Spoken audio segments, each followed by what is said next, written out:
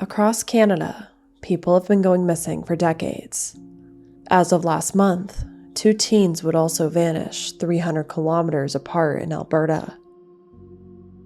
The young man would leave home to be with friends, or who he thought were his friends, only to disappear.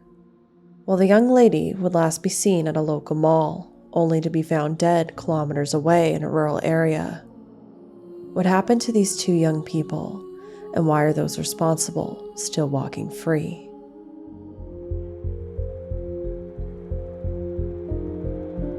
Still no answers. 9 years ago today. What happened to these 2 young children? Remains a mystery. Urgent story unfolding right now. Who is missing? An unsolved murder.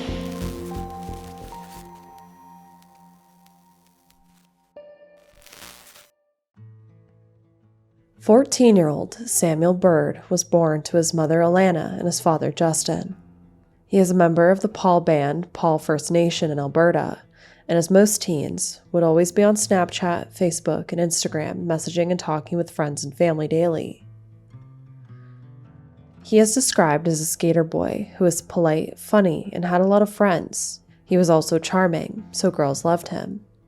Samuel often traveled around Edmonton, where him and his family lived, by transit, bike, skateboard, and on foot, often frequenting the West Edmonton Mall. Samuel attended Alex Janvier School in Edmonton and was completing 9th grade, but 2 months before the end of the school year, he ended up dropping out. Around this time, he had also begun hanging out with a bad crowd in downtown Edmonton, his mother saying that he was trying to fit in, but unfortunately, he found friendship in those with bad intentions for him. So Alana tried to get him help at RAPT, a strength-based support, prevention, and intervention for youth, which he agreed to and was looking forward to getting that help. Samuel was last seen on June 1st of 2025, so almost 2 months ago as I'm filming this video, and he was last seen while leaving his home in the Kenora neighborhood located in West Edmonton. That night, he had left with a friend on foot to go to another person's home that he knew to talk to them, and the home was said not to be very far from his own. He told his mom he'd be back, so Alana waited up all night. However, her son would not return home. He would later be reported to have last been seen leaving a friend's home on foot. But this wasn't like Samuel. If he was going to go somewhere or stay overnight somewhere, he would have told his mother. He was said to not be the kind of teen that would stay mad or run away. He wouldn't have left his family, his siblings, his mother, all worrying for him.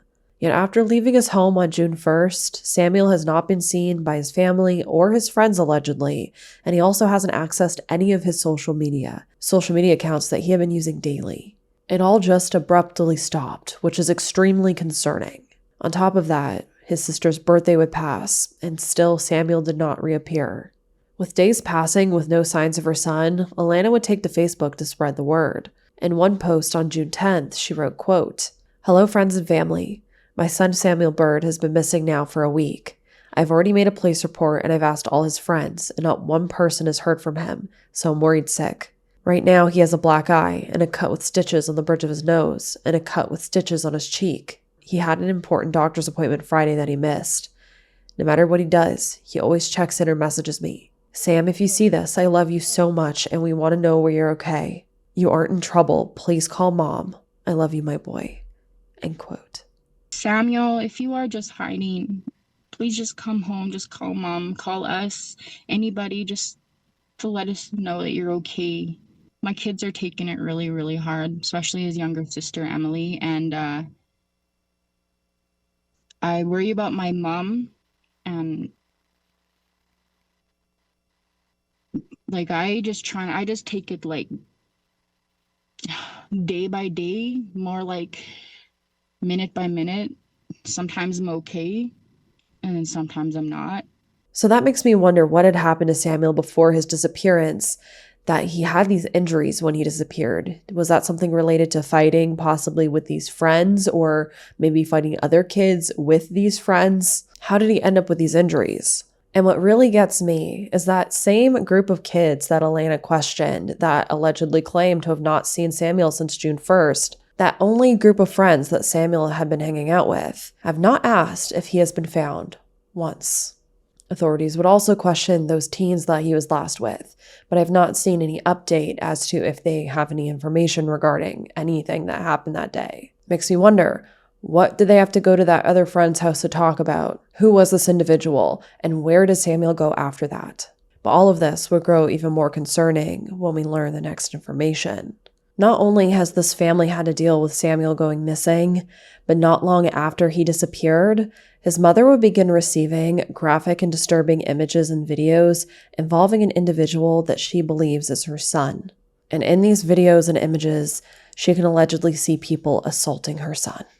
Alana described these videos, saying in one piece of content, Samuel can be seen laying on the ground, covering his face with his hands, as he's allegedly getting kicked and beaten with a baton and a bat. Someone is also seen carrying a long knife in the video. Alana saying, quote, "It does look like him, yes.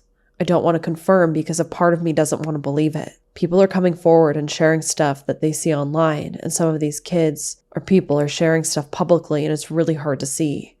The thing that I heard that really hurts is that my son was put in a dumpster, and he's in a landfill, or else he's in the river. Sam was bullied when he was younger and made fun of, so I think he wanted to feel like he had people behind him, but I don't think he understood what comes with that territory. I told him those people can turn on you in a second. I think he just wanted to fit in with the crowd, and he paid for it. I don't want to believe it because it hurts to think that he went through such a violent demise, I guess. I keep thinking he's going to come home, but he wouldn't do this for that long. I really miss my boy. We're always waiting to see if maybe someone has a sighting of him. We have everybody helping, like my family and his grandma and his grandparents. I know the police are helping, but when it's something like this, you just want answers right away because it's really, really hard. No matter what someone did to someone, no one deserves to go out like this." End quote. I cannot imagine. Authorities said that they are aware of these videos and images that are circulating depicting violent events. And they say that they're working to determine the source and the authenticity of this content. And at this time, they are not confirming whether or not it is Samuel in these videos. As of just a couple days ago, as I'm filming this video, Alana organized a large search party. She was also looking for a boat to take out to the river to search for her son. For now, family members have been searching the city daily, putting up missing persons posters and following any tips or leads from people online who may have possibly seen Samuel. His mother has been doing everything, and I heard about this case because she actually commented on my channel, and she was asking for help to spread the word. So if all of you out there can right now pause this video, share out this link, share out any content, the Facebook page, if you can share out missing persons flyers, just share out what you can on any social media that you have, or if you live in the area, tell your family and your friends, because someone out there knows something. This is a child that is missing. Is a 14-year-old kid, and he deserves to be brought home. If something bad did happen to him that is depicted in these videos, it is absolutely horrific, and those individuals need to be held responsible, and Samuel deserves justice. So please do what you can to help this mother, help this family, and help Samuel by spreading the word. Samuel's father and his siblings have also been putting out posters every day since he's disappeared. Anytime the family gets a tip or hears that he was seen somewhere, they go to that location right away. They're not sitting back and waiting for the police. They are determined to get answers. Samuel's siblings have been taking his disappearance extremely hard, especially his younger sister and his grandmother. Alana says that she tries to stay strong for them, but she breaks down a lot, which is completely understandable. In my opinion, this is definitely not the case of a runaway. Samuel clearly doesn't have access to his phone, or else he would have contacted his friends or family or gone on social media by now. Again, he's only 14. He also doesn't have access to money. This isn't someone who has the means to run away or go off somewhere. This is a child. 14 is so young. And to think that he's someone who had been bullied and he was just trying to fit in, it's horrific to think that there is footage out there that possibly may show him being attacked. This is something that can't continue to be normalized. I have covered quite a few cases on this channel already where there have been situations where a teen has been attacked by other teens and it's been recorded. This can't keep going on. It's ridiculous. This kid should have the rest of his life ahead of him. He should be able to make good choices and to turn his life around. Yet instead, here we are. And why is that? Why was that taken away from him and his family? For what? On top of that, where are these teens that allegedly filmed the attack of another teen and then were posting it on social media? Where are the charges there? Why aren't these teens arrested? Something needs to be done here. Whether or not it's Samuel being attacked in those videos or another individual, something needs to happen. This is the second case this week that I'm talking about where a 14-year-old boy is attacked by another teen and it is filmed. And then that footage ends up in the parents' hands. And right after this attack and it being filmed happens, that teen goes missing. Twice now in a week I'm talking about a case like this happening. It's ridiculous and it needs to end. It's one too many. What is happening with these children and these teens? Why are they doing stuff like this? And why are they going missing afterwards? Is this teen-on-teen violence? Is this gang activity? Is it bullying gone wrong? I don't know. Clearly there's a pattern. Clearly there's something going on here. I've talked about cases as well in the US of stuff like this happening. There's also another case that I covered that's also quite recent where an adult allegedly was filmed being beaten to death. And the authorities know who these individuals are that were in that video attacking him, to which looks like he would not have survived in the video, yet they're still walking free. Why is this continuing to happen? What is going on with our justice system in Canada? It really makes me question things because that is three that I know about that I've covered on this channel now. And I'm sure there's many, many more than that we don't know about yet and I haven't talked about. How are there 3 that have no justice, that have no answers? And in all 3 cases, the individual has gone missing afterwards. Let me know how you feel about that down below. And let's take one more good look at Samuel.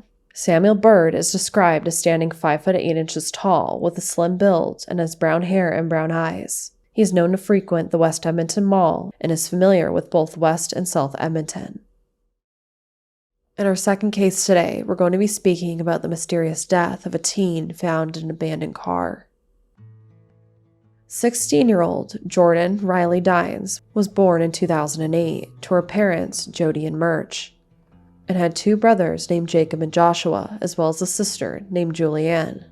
Jordyn is described as a really good person with a really good heart that wouldn't hurt a soul. She was an avid skateboarder and artist who wanted to go to school to become a youth worker. She was a good, kind, thoughtful, compassionate, loving, funny, and smart teen. Around 2:45 p.m. on July 3rd of 2025, Jordyn was last seen alive on the south side of Chinook Centre, a mall in Calgary, Alberta, located on McLeod Trail. The following day, on July 4th, a teal 2009 Toyota Camry would be found abandoned 1.5 kilometers west of Glenwood, a village approximately 200 kilometers south of Calgary, or a 2-hour drive from where Jordyn was last seen alive. The area of Glenwood is a rural one, not far from the Montana border, and bordering the Blood 148 First Nations Reserve. But inside of that vehicle, 16-year-old Jordyn would be found dead. At the time, the RCMP had said that the vehicle had not been reported stolen, but investigators would later learn through the registered owner that the vehicle had actually been missing since that morning. Which makes me question then, was this Jordyn's vehicle? Because it doesn't say that she was found inside of her vehicle. And you'd think if it was possibly her parents' vehicle or related to the family of sorts, they would say, like, the family noticed that their vehicle was missing, etc., etc. But no, it says that they learned that it was, missing through the registered owner. The wording is very interesting to me. As of me filming this video, there has been no information released regarding her cause of death or the state of her body when it was found inside of that vehicle. But just looking at the circumstances, it doesn't seem good to me. And authorities seem to agree because they have deemed her death suspicious. Jordyn's mother, Jody, has a GoFundMe set up currently, and I'll have that link down below if you do want to contribute. They have it set up to try to pay for the funeral costs. On that page, she would write, quote, "Hi, my name is Jody. I am the mother of beautiful children. July 4th, 2025 has become the worst day of my life. My daughter Jordyn was found deceased 2 hours from home in an abandoned vehicle. Unfortunately, I can't share much information as it's an ongoing investigation, but what I can tell you is that she was one of the lights that lit up my life. From very small, she was a force. She was smart, funny, kind, loving, and very strong-willed. She also had her struggles, but she was trying and so are we. She was and is my favorite baby, and she deserves to be better than just left in a strange place on the side of the road. She deserves to be with the people who love and care for her, for someone to fight for her, to remember her for the great daughter, sister, friend, and human that she was. I'm hoping to get help with expenses to help my family cope and grieve, give my husband some time off work to grieve, as well as deal with the legal side of what's happening to my little love. Prayers are always appreciated. A celebration of life will be planned later in July." End quote. Again, I have so many questions, especially considering her mother wrote in there that she was left in an abandoned vehicle in a strange place. It doesn't state that she was left in my car or my husband's car or something like that. An abandoned vehicle, that tells me again, this wasn't a vehicle of possibly someone she knew even. Authorities are also asking the public for answers as they try to figure out what happened to Jordyn between being at that mall to ending up in that rural area the next day. How did she go from being near home to being 200 kilometers away the following day and being found dead? And their family wants to know what happened to their little girl. I think if we knew what the cause of death was and other information, it would be more helpful to kind of know where to go with this. Was it an OD? Was it strangulation? Again, we don't really know much about Jordyn. Could this have been a kidnapping where a possible PDF file is involved, kidnapped her, attacked her, or just another type of predator out there kidnapped her, attacked her? I feel like the way that this is all leaning, it's sounding like foul play was involved. Again, a teenager found 200 kilometers away dead in an abandoned vehicle in a rural area, clearly left there so that, possibly wouldn't be found for a while. It also makes me question the location that she was left. Again, a rural area near the border of this reserve, also the border of Montana, and it's very interesting. It really makes me wonder why that specific location. Clearly, authorities are needing the public to help them with this one. So if you were in that area of that Chinook Mall that day, if you have any maybe dash cam footage that you could provide, please, maybe you captured something. Maybe you seen Jordyn in that parking lot or whatever she was doing in that area that day, whether she was at the mall, maybe she was stopped grabbing food somewhere. Was she on foot that day or did she drive to the mall? There's so many unanswered questions. Why was she at that mall that day? How was she last captured there? Was that because maybe she was meeting up friends there? Did she go to work somewhere over there? There's some reason she was there that day that we don't have the answers to. But if you were in the area of that mall that day and you were able to provide authorities with any information, again, video footage or just a memory, maybe you spotted her there or you spotted that teal vehicle that she was found dead inside in that parking lot, please speak up. You may be holding the answers to solving this case. Or you possibly seen this vehicle somewhere between Calgary and Glenwood. Glenwood is a pretty small town, so you'd think if this vehicle was foreign to the town, someone may have noticed it was out of place. This is a case I'm going to be following. I'm extremely curious about where this is going to lead. I have so many questions on top of the ones I've already asked, such as where was she actually found in the vehicle? Was she in the driver's seat, passenger seat, back seat, trunk? Where was she when she was found? I also wonder, is there any other signs in the vehicle, such as fingerprints, blood, anything like that from a possible perpetrator? How did that vehicle get there? I also wonder how it was reported to police. I also wonder, again, why was she at that mall that day? Was she seen with someone there? Was she meeting up with someone? What was the reasoning? Where did she go after that mall? I also question, is this a stranger abduction? Is this someone that was known to her? Did she willingly get into a vehicle with someone or was she forced into a vehicle by someone? And then my biggest question, whose vehicle is this? Clearly, authorities know who the owner of this vehicle is, or at least who it's registered to. So how did they not notice that their car was missing? One, was their car stolen that morning? And where is this vehicle registered? Is it registered in Calgary or is it registered in Glenwood or another town or city nearby? Because then that leads me into a million other questions. Because is the owner of the vehicle cleared? Who had access to that vehicle? Or was it stolen and then the person that stole it went off and kidnapped a teenager? It seems far-fetched to me, but I guess it's possible. Anything truly is. But what I am leaning towards is that this was not Jordyn's vehicle. So clearly, it makes me wonder, whose vehicle was it? All articles currently state, quote, Jordyn Dines was found dead inside of a teal 2009 Toyota Camry, and that the vehicle's owner said it had been missing since the morning, end quote. I truly hope all of these questions get answered eventually, especially for family, and that this young girl can get justice. Again, if you have any information regarding either Samuel or Jordyn's cases, please speak up. Please help these families get their answers and that these two teens can get justice. I'll have the information to contact authorities in both cases down below.